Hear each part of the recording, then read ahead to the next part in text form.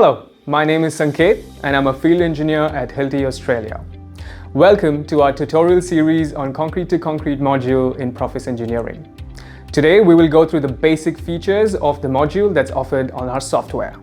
In this video, we will explore the key functionalities that are related to the concrete design. So let's get started. Here we have the homepage of PROFIS Engineering. As we toggle through the icons on the left and click on the Settings tab, the application settings open up.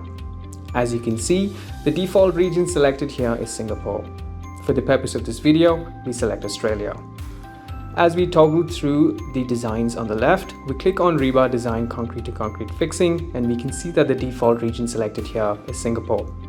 We select Australia, and now we notice that the design methods activated on PROFIS include AS5216 and AS3600.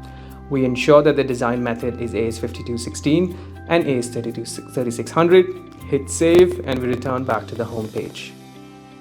Thank you for watching today's video. If you found that helpful, please don't forget to like the video and subscribe to our YouTube channel to stay updated with more tips and tricks videos.